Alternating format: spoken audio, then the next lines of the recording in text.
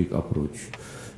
Studies with low dose and slow infusion rates of thrombolytic agents have revealed excellent results. So you can see the fate of a thrombosed valve. This is the good old ball and socket Star Edward valve. This is a Bioxley valve, and this is a bileaflet valve, and this is a tissue valve, porcine valve. Complications after prosthetic valve replacements could be dysfunction, disruption, dehiscence, valvular endocarditis, thrombosis, and systemic embolism. Incidence of prosthetic valve thrombosis after valve replacements is from 0.1% to almost 6% per patient year of left-sided valves and up to 20% of tricuspid valves. The oral anticoagulation recommendation for these valves are lifelong for all patients with mechanical valve, first 3 months for all patients with bioprosthesis, as well as lifelong for patients with bioprosthesis who have other indications for anticoagulation. Valve thrombosis have two risk factors: inadequate oral anticoagulation therapy and also interruption of oral anticoagulation therapy for some non-cardiac surgeries after valve replacements. The INR recommendations are based on these two factors: prosthetic thrombogenicity, intracardiac conditions, which are patient-related factors. The INR recommendations for thrombogenicity could be low, medium, or high, depending upon the type of valves, which is enumerated here, the highest being the Star Edward valves. Similarly, intracardiac conditions, which are patient-related factors like atrial fibrillation, the left atrial size of more than 50 millimeter, spontaneous echo contrast seen while doing echo, and ejection fraction less than 35, and high mitral valve gradient. Again, INR recommendations for aortic position is between 2 to 2.5, and for mitral position 3 to 3.5. High risk of stroke in INR below 2, higher risk of intracranial hemorrhage if INR is above 4. Valve thrombosis, the second risk factor, was interruption of oral anticoagulation therapy for non-cardiac surgery as well as during pregnancy. The European Society guidelines could be for low thrombotic and low bleeding risk factors were asked to continue oral anticoagulation therapy with INR in therapeutic range, and in conditions where low thrombolytic or high bleeding or even high thrombolytic with high bleeding risk factors, the treatment for is discontinue vitamin K antagonist 5 days before the procedure, start low molecular weight heparin or once daily, or unfractionated heparin 70 to 80 units per kg subcutaneously in first day after acinocomerol or 2 days after warfarin. The last dose of low molecular heparin 12 hours or the regular heparin 4 hours before surgery. Resume 12 hours post-procedure depending on hemostatic status. Restart vitamin K antagonist 1 to 2 days post-procedure. Continue low molecular weight heparin till INR returns to therapeutic range. Prosthetic mechanical valves should not be used in young women of childbearing age because pregnancy is hypercoagulable state due to increased factors 7, 8, 10 and fibrinogen levels. Anticoagulation in pregnancy as recommended is low molecular weight. These patients who have undergone valve replacement. Low molecular weight heparin. These are the clinical presentations of massive valve thrombosis, severe symptoms, as well as symptoms of embolism, dyspnea, pulmonary edema with hypotension, etc. Suspected PVT diagnostic procedures, as earlier has been shown several speakers, to assess hemodynamic severity, thoracic echocardiography, Doppler echo, to assess valve motion and clot burden, fluoroscopy and TEE.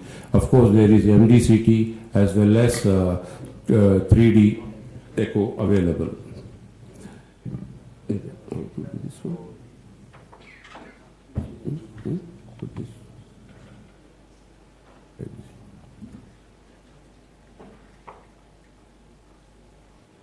Yeah, this is a small video clip that's borrowed from YouTube just to show the mitral position wall. This is a transesophageal echo with color Doppler showing a large thrombus. And this is a second one.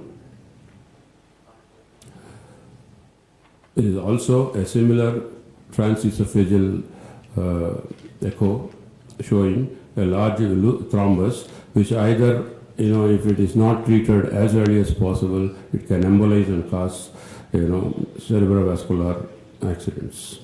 Similar one.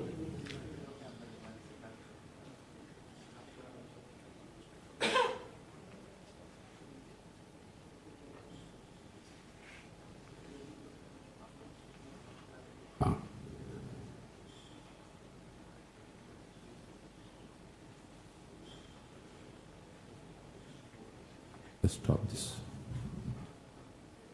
Stop that one. Yeah. Stop that one. Okay.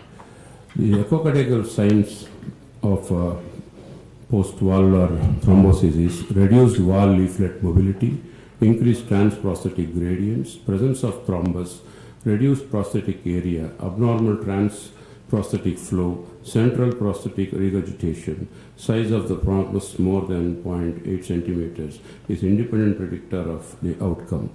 Prosthetic valvular thrombosis, what treatment available depends upon left-sided, right-sided, obstructed or non-obstructed. Patient's condition could be NIH class 3 or 4, adequate anticoagulation was available or not. And the surgical treatment in all critically ill patients who are unlikely to survive without any intervention, the left-sided obstructive thrombus and a very large thrombus. The second line of treatment was fibrinolysis. Those patients unlikely to withstand surgical intervention or surgery not immediately available. Right-sided prosthetic valve thrombosis or left-sided non-obstructive thrombosis, that is small thrombus. The agents used like streptokinase, urokinase, and tissue plasminogen activators, risk of bleeding and intracranial hemorrhage to be weighed against this benefit. Concluding, until the 1990, the treatment of choice for mechanical valve obstruction was surgery, but over the last decade, thrombolysis has been used increasingly and has become an alternative to surgery as a first-line therapy in patients with PVT. Tissue plasminogen activator at a low dose, that is 25 milligrams over 6 hours, and with prolonged infusion time, has recently contributed to the success of thrombolytic therapy with decreased complication rates. Further, decreased dose of TPA with prolongation of the regimen may be associated with lower complication rates. Low dose and ultra slow infusion of TPA may be a preferred alternative treatment regimen for post-valvular thrombosis in the future. Thank you. Thank you, Dr. Satya. Any question? Yeah, Dr. Saxena. Somebody can give the mic, please. Dr. Prasad, your recommendation about stopping anticoagulants in the first 3 weeks of 4 months of pregnancy is not in consonance with the recommendations now. Unless the patient is receiving more than 5 milligrams of warfarin or 4 milligrams of acetone, to continue on acetone, because the incidence of valve thrombosis in the first 3 months is very high. In fact, Rick Mashiyama from Mayo Clinic reported 3 cases in last 2 years where the patients had to be flown from wherever they were in the US because they had stopped the anticoagulant and converted to heparin.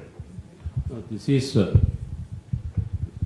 actually recommended by European cardiac societies, but however, I have mentioned that the INR has to be maintained at the therapeutic range, even while we are using the non-warfarin group of drugs.